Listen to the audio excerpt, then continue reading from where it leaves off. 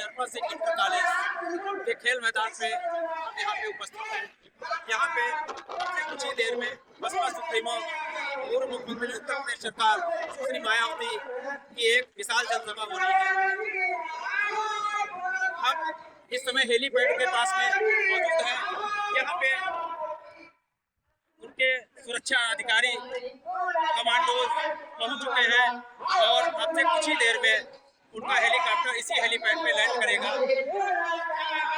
Cameraman Akhilesh Gupta के साथ सुबोध कुमार वर्मा, राष्ट्रीय प्रस्तावना माधवगढ़, हरदोई से।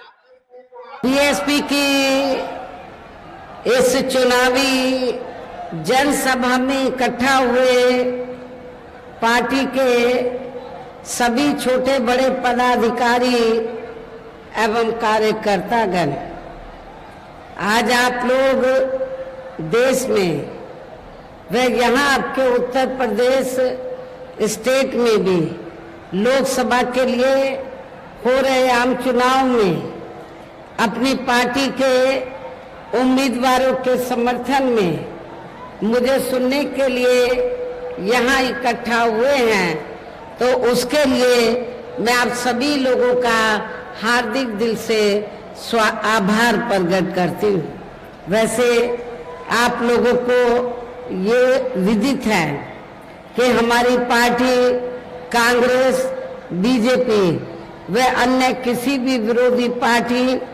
तथा गठबंधन आदि के साथ मिलकर नहीं, बल्कि अकेले ही अपनी पार्टी के बलबूते पर पूरी तैयारी व दमदारी के साथ ये चुनाव लड़ रही है। इसके साथ ही हमने टिकट बंटवारे के मामले में भी सर्व समाज के लोगों को उचित भागीदारी दी है, जिनको कामयाब बनाने के लिए अपनी पार्टी के लोग पूरे जी जान से लगे हुए हैं। हालांकि आज यहाँ आपकी इकट्ठा हुई अपार भीड़ व भीड़ के जबरदस्त जोश को भी देखकर अब मुझे भी ये काफी हद तक भरोसा हो गया है कि पिछली बार की तरह इस बार भी आप लोग अपने प्रदेश से यहाँ लोकसभा चुनाव में अपनी पार्टी का बेहतर रिजल्ट जरूर लाएंगे। इसके लिए अब मैं आप लोगों का ध्यान को जरूरी बातों की तरफ दिलाना चाहती हूँ और इस संबंध में मैं विशेषकर कांग्रेस, बीजेपी व इनके अन्य सभी सहयोगी दलों के बारे में ये कहना चाहूंगी कि आजादी के बाद शुरू में केंद्र व देश के काफी राज्यों में भी ज्यादातर सत्ता यहाँ कांग्रेस पार्टी के ही हाथों में केंद्रित रही है, किंतु इनकी अधिकांश मामलों में रही गलत नीतियों एवं गलत कार्य प्रणाली आदि की वजह से ही फिर इस पार्टी को केंद्र व काफी राज्यों की भी सत्ता से बाहर होना पड़ा है तथा यही स्थिति इनकी सहयोगी पार्टियों की भी बनी रही है,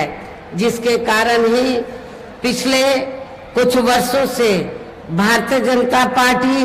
व इनके सहयोगी दल केंद्र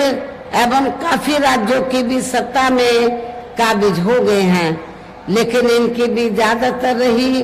जातिवादी, पूंजीवादी, संकीर्ण, सांप्रदायिक व द्वेषपूर्ण नीतियों एवं कार्य प्रणाली आदि से तथा इनकी कथनी व करनी में भी काफी अंतर होने की वजह से अब ऐसा लगता है कि इस बार ये पार्टी भी यानी कि भारतीय जनता पार्टी भी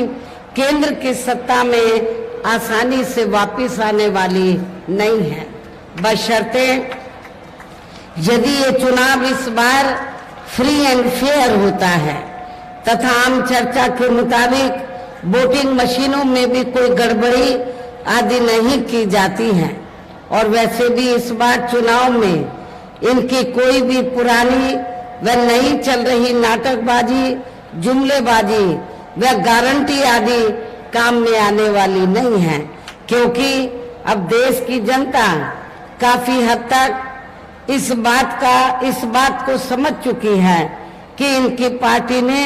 अब तक देश के विशेषकर गरीबों, कमजोर तबकों, मध्यम वर्गीय एवं अन्य मेहनतकश लोगों को जो इन्हें अच्छे दिन दिखाने के असंख्य प्रलोभन भरे वायदे किए हैं तथा अनेकों हवाई